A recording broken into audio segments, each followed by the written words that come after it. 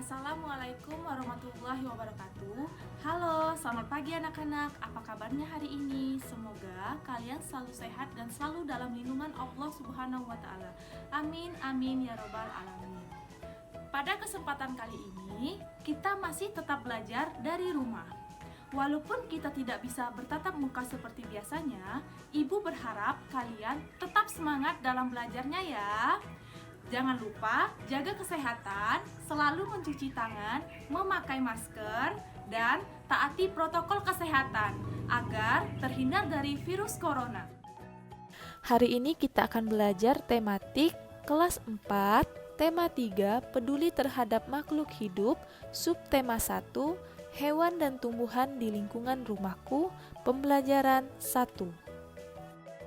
Sebagian besar masyarakat Indonesia mengonsumsi nasi sebagai makanan pokok. Apakah kalian tahu bahwa nasi berasal dari beras dan beras berasal dari padi? Mari kita mengenal lagi lebih dalam tentang tanaman padi. Padi adalah tanaman yang sangat penting di Indonesia. Padi menghasilkan beras. Banyak penduduk Indonesia yang mengonsumsinya. Padi dapat tumbuh di daerah panas dengan curah hujan tinggi. Daerah utama penghasil padi adalah Jawa Barat, Jawa Timur, Jawa Tengah, Sulawesi Selatan, dan Sumatera Utara. Karawang, Jawa Barat dikenal sebagai lumbung padi nasional. Pertumbuhan padi dibagi menjadi 3 tahap besar.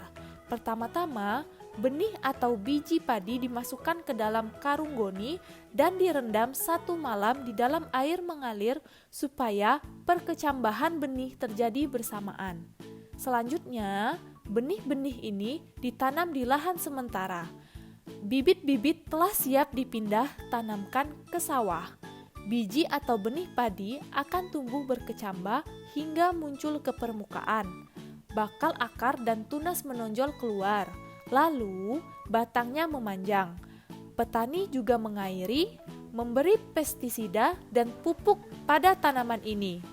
Selanjutnya, tanaman padi berbunga hingga gabah matang, berkembang penuh, keras, dan berwarna kuning. Gabah adalah gulir padi yang terbungkus dalam sekam atau kulit padi.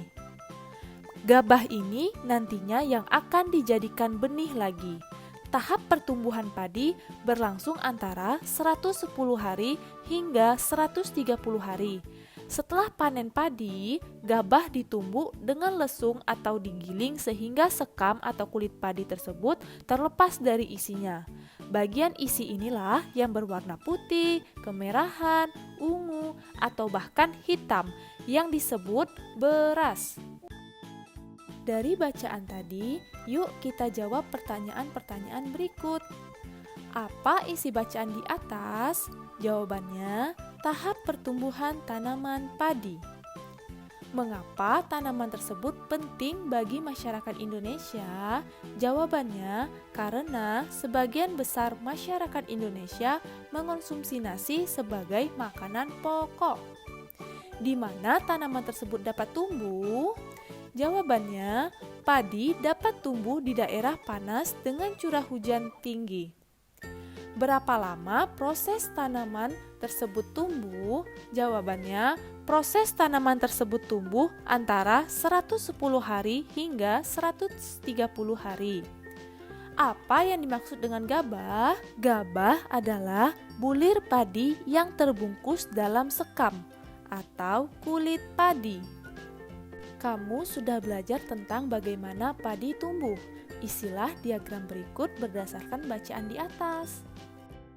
Pertama-tama, direndam 1 malam di dalam air, kemudian ditanam di lahan sementara. Biji tadi akan tumbuh, bakal akar dan tunas menonjol keluar, lalu batangnya memanjang. Tanaman padi berbunga hingga gabah matang, berkembang penuh, keras, dan berwarna kuning. Berikut adalah beberapa cara untuk mempertahankan padi tetap dapat dinikmati masyarakat Indonesia. 1. Menjaga bibit agar dapat ditanam kembali. 2. Menjaga lahan pertanian.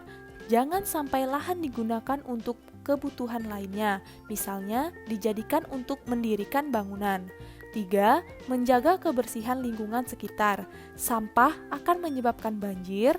Apabila terjadi banjir, maka tanaman padi tidak akan tumbuh. 4. Saluran air dijaga agar tetap mengalir. 5. Penggunaan beras yang tidak berlebihan. Jumlah penduduk yang meningkat akan meningkatkan kebutuhan yang besar terhadap padi. Penggunaan beras sesuai kebutuhan akan sangat membantu. Amati gambar berikut. Tulis sedikitnya 5 pertanyaan tentang gambar. Berikut ini contoh 5 pertanyaan tentang gambar tersebut. Silahkan kalian bisa membuat pertanyaan yang lain sesuai dengan keingintahuan kalian. Selanjutnya, tulis perbedaan yang kamu temukan dari ketiga tempat tersebut. Dari lokasi dan lingkungan sekitar, dataran rendah kebanyakan merupakan daerah yang berdekatan lokasinya dengan pantai. Dataran tinggi merupakan dataran yang lokasi sekitarnya mirip seperti pegunungan dan juga perbukitan. Dari sisi iklim dan cuaca, dataran rendah merupakan lokasi yang cenderung panas, kering, dan juga memiliki curah hujan yang relatif tinggi. Dataran tinggi merupakan lokasi yang memiliki kelembaban udara dan juga kelembaban tanah yang tinggi, suhu udara yang cenderung sejuk, namun memiliki curah hujan yang relatif rendah. Selanjutnya, bacalah teks berikut dan isilah tabelnya. Pantai. Pantai adalah daerah yang berbatasan langsung dengan laut. Pantai ada yang landai dan ada pula yang terjal. Pantai yang landai biasanya digunakan untuk objek wisata. Dataran tinggi. Dataran tinggi adalah permukaan bumi yang ketinggiannya 500 meter di atas permukaan laut. Dataran tinggi biasanya dimanfaatkan untuk peristirahatan, objek wisata, dan usaha perkebunan. Dataran rendah. Dataran rendah adalah permukaan bumi yang datar dengan ketinggian kurang dari 200 meter dari atas permukaan laut. Pada umumnya, dataran rendah berada di sekitar pesisir pantai. Dataran rendah banyak digunakan untuk berbagai keperluan, di antaranya pertanian, peternakan, perumahan, dan industri serta beberapa jenis kegiatan perkebunan seperti perkebunan kelapa dan tebu. Selanjutnya, yuk kita isi sama-sama tabel berikut. Lokasi, pantai, dataran tinggi, dan dataran rendah. Ciri-ciri pantai, berbatasan langsung dengan laut. Ciri-ciri dataran tinggi, ketinggiannya 500 mdpl. Ciri-ciri dataran rendah, ketinggiannya kurang dari 200 mdpl.